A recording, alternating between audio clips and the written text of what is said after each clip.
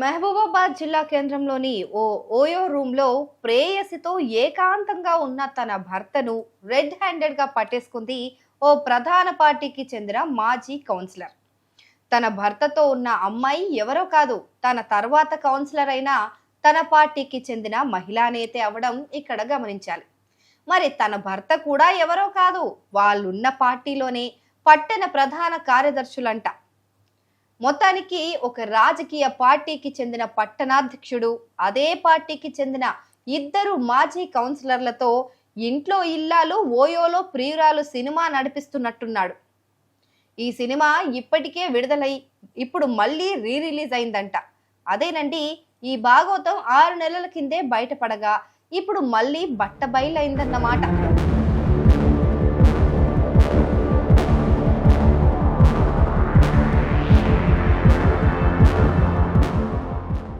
అయితే తన భర్త అమ్మాయితో హోటల్ గదిలో మళ్లీ రాసలీలల్లో మునిగి తేలుతున్నారన్న విషయం తెలుసుకున్న భార్య తన కుటుంబ సభ్యులతో కలిసి ఓయో రూమ్ పైన దాడి చేసింది.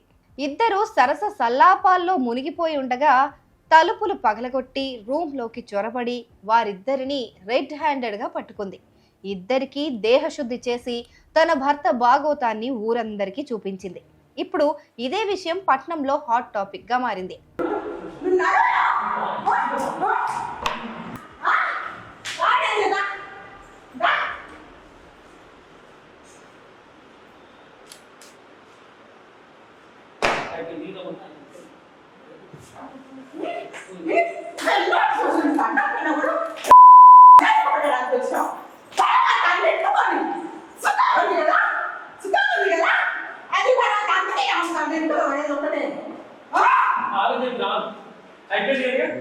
भैया वीडियो నేను దీనికి సంబంధం లేదు భయ్యా. నేను కొత్తగా పడినామని వచ్చేది కాదు.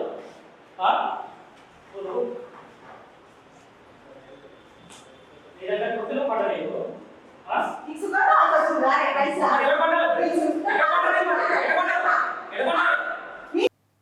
అక్కడితో ఆ బాధితురాలు ఆగలేదు.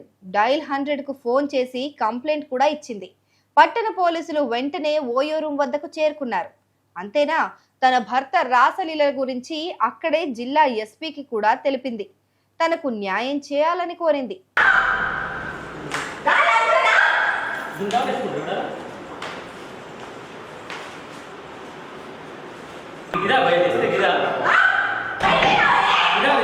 ఈ విషయంపై బాధితుడి భార్య మాట్లాడుతూ తాను కౌన్సిలర్ గా 10 ఏళ్లు చేశానని, ఆ తర్వాత కౌన్సిలర్ గా వచ్చిన ఈమె తన భర్తతో క్లోజ్ గా ఉండేదని, తన భర్త బండెక్కి తిరుగుతూ తన భర్తను బుట్టలో వేసుకుని చివరికి అక్రమ సంబంధం పెట్టుకుంది.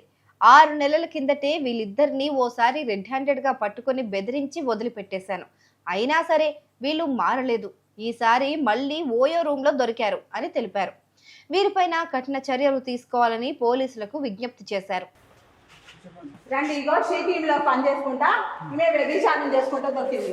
చెట్ల చేసి నేను ఆల్రెడీ 6 months బ్యాక్ పట్టుకున్నా. సరే ఆడదాకా వదిలేసా, దాని ఇంట్లో పట్టుకొని వదిలేస్తే ఇదే నా మీద కేసేసింది. నేను ఎక్స్ వార్డు కౌన్సిలర్ 28 వార్డు కౌన్సిలర్ని. 14th వార్డు కౌన్సిలర్ నుంచి నేను కౌన్సిలర్గా 10 years నుంచి ఉన్నా. ఇది 14th ఏరియాలో ఇది కూడా కౌన్సిలర్ అయింది. ఇది ఎవరితో తిరిగింది ఆఖరికి ఇంత పని మీద తిరుగుకుంటా ఈయనని వల్ల వేసుకొని ఇప్పుడు చీటీలో చేసుకుంటా. మొన్న కూడా 6 months బ్యాక్ పట్టుకొని సరే ఎందుకు ఆడటంలో వేసిన ఇది షీటీం అని చెప్పుకొని షీటీమని బెదిరించుకుంటా ఆయన లోగా తీసుకుంటా ఇవన్నీ కథలు పట్టాలి అంటే నేను షీటీము నేనేమైనా చేయగలుగుతాను. అందరు సపోర్ట్ నాకు ఉంది, పోలీసుల సపోర్ట్ ఉంది, నాకు అన్ని తెలుసు అనేసి సిఐ ఎస్పీ ఇక అందరు అంతా తీసుకొని నేను కథలు పడతాను. ఇట్లా షీటీంలో పనిచేసేది ఆటోలకు సపోర్ట్ చేసేది ఇట్లాంటి కథలు పడతామా? ఆల్రెడీ ఒకసారి వదిలేసి ఇదే కాకుండా చేసి పెడతారా? పెళ్లి చేసే స్తోమత లేదా? మంది వాళ్ళు పండు పెట్టాలి, దగ్గర పండు పెట్టాలి. మరోవైపు మాజీ కౌన్సిలర్ భర్తతో దొరికిన మరో మాజీ కౌన్సిలర్ ప్రస్తుతం మహబూబాబాద్ జిల్లా కేంద్రంలోని భరోసా కేంద్రంలో సపోర్ట్ పర్సన్ గా విధులు నిర్వహిస్తుండటం గమనార్హం. ఈమె షీటీం విభాగానికి చెందిన వాహనాన్ని వినియోగిస్తుంది. అదే వాహనంతో ఓయో రూమ్ కు కూడా వెళ్ళింది.